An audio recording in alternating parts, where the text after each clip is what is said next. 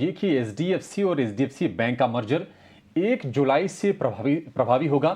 ये खबर आ गई है। काफ़ी समय से हम इसका इंतज़ार कर रहे थे।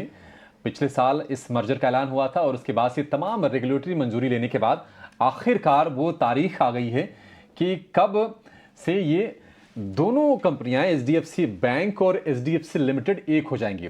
एचडीएफसी लिमिटेड का एचडीएफसी बैंक में मर्जर हो रहा है और जो स्वाप रेशियो है, यानी कि जो शेयर मिलेंगे एचडीएफसी लिमिटेड के हर 25 शेयर के बदले में एचडीएफसी बैंक के 42 शेयर निवेशकों को मिलने वाले हैं। ये स्वाप रेशियो, इसका आप ख्याल रखिएगा। और खबर आ रही है कि मर्जर के लिए जो सभी मंजूरी है वो मिल गई है और 1 जुलाई से यह मर्जर प्रभावी होगा। 30 जून को बोर्ड बैठक होने वाली है इन दोनों कंपनीज की और उस बोर्ड बैठक में कह सकते हैं कि चर्चाएं होंगी और मतलब औपचारिक एक तरह से मुहर इस पे लग जाएगी। 1 जुलाई से यह प्रभावी होगा। इस खबर पर और डिटेल के साथ अपने रिपोर्टर्स को भी जोड़ेंगे और समझेंगे कि क्या क्या जानकारी निकल के आ रही है। लेकिन सीधे मैनेजमेंट के पास चलेंगे एचडीएफसी के।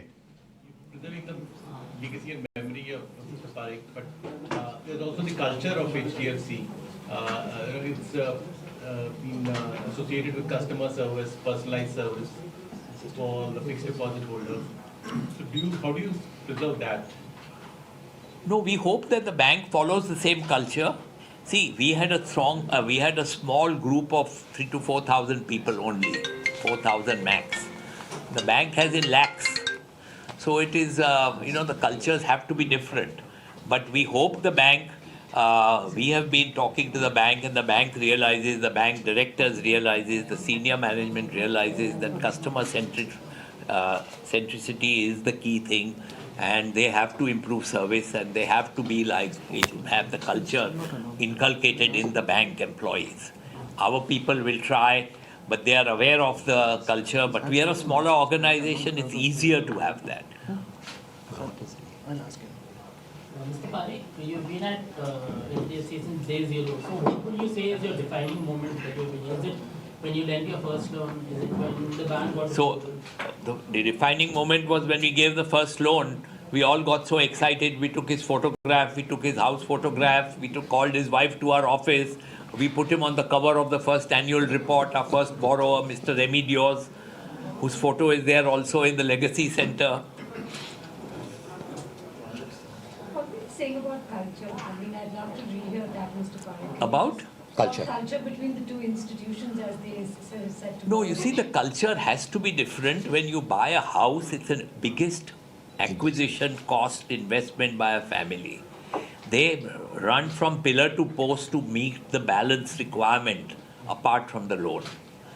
Then they are not sure about buy a house with a particular builder, what is the price, what is the possibility that they may not get it. So, it's such a complex subject that our frontline staff has to spend much more time with the customers. And it's an emotional thing for the customer. We have to listen to sob stories of each individual family, that how will I get the balance money? Can I trust builder A, builder C? What is your experience been? Then they want to know the price. If other borrowers have come in the same building, at what price have you sold? They need all that information. Now, a bank that does not do housing, the culture has to be different. They do auto loans and personal loans and unsecured loans. They are short term. They are 12 to 18 months duration. We are lending for 15 years.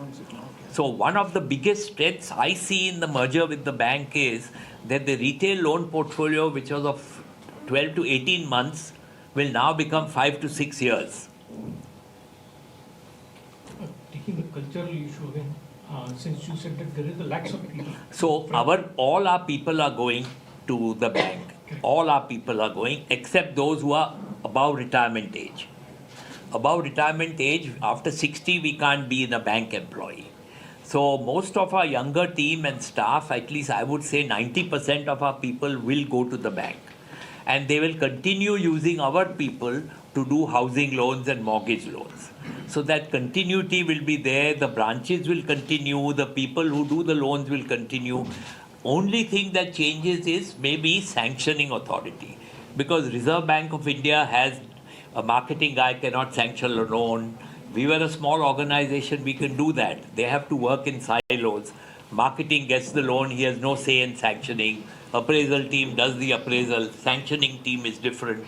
So that process will have to continue because that's according to the Reserve Bank's guidelines.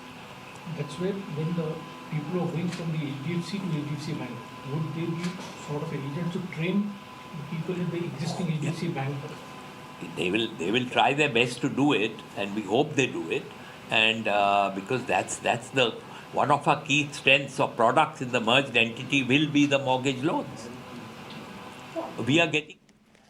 तो बहुत ही ज़रूरी update न सिर्फ बाजार के लिहाज से बल्कि पूरे फाइनेंशियल मार्केट के लिहाज से, क्योंकि एचडीएफसी बैंक और एचडीएफसी लिमिटेड अब एक हो जाएंगे और एचडीएफसी का विलय हो जाएगा एचडीएफसी बैंक में 1 जुलाई से प्रभावी हो जाएगा। और आखिरी दिन जो शेयर ट्रेड करेगा एचडीएफसी लिमिटेड का वो है 12 जुलाई। 13 जुलाई से सिर्फ एक शेयर होगा एचडीएफसी बैंक का।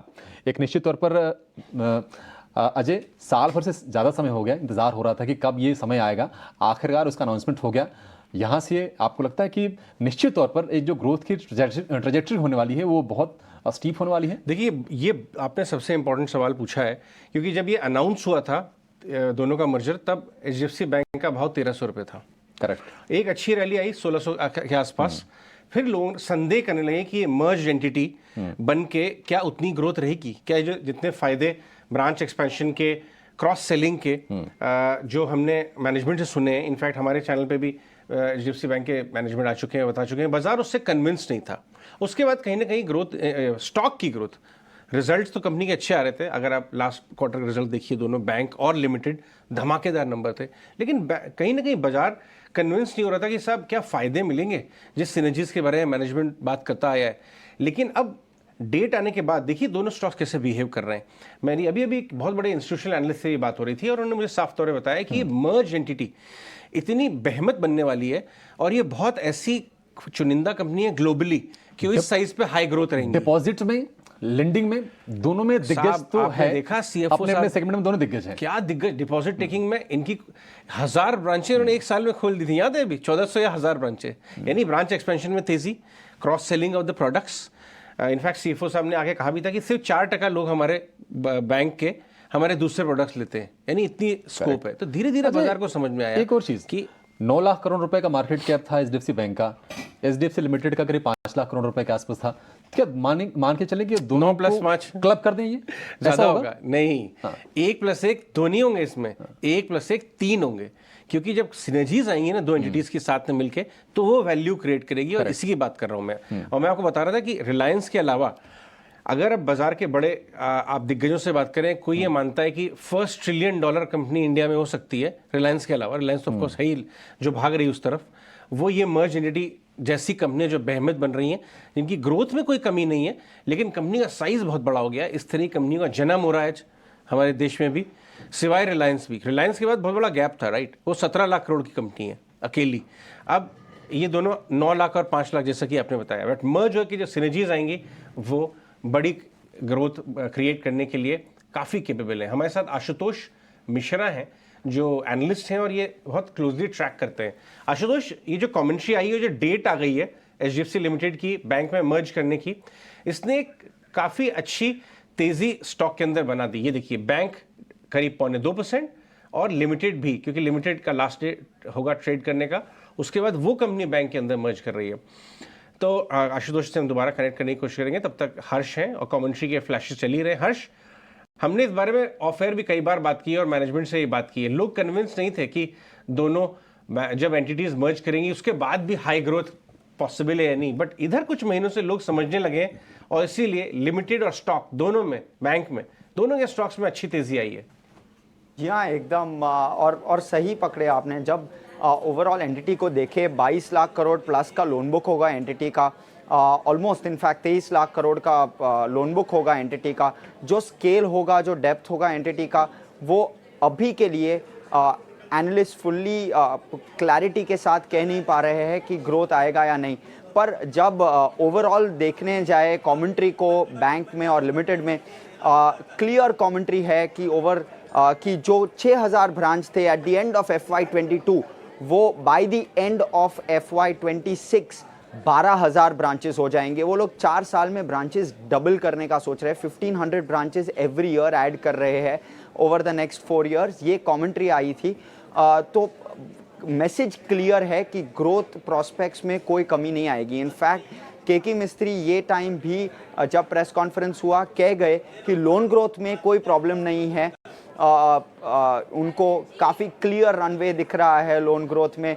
हाउसिंग लोन डिमांड काफ़ी स्ट्रांग अभी भी रहा है। तो सारे के सारे जो इंडिकेटर राइट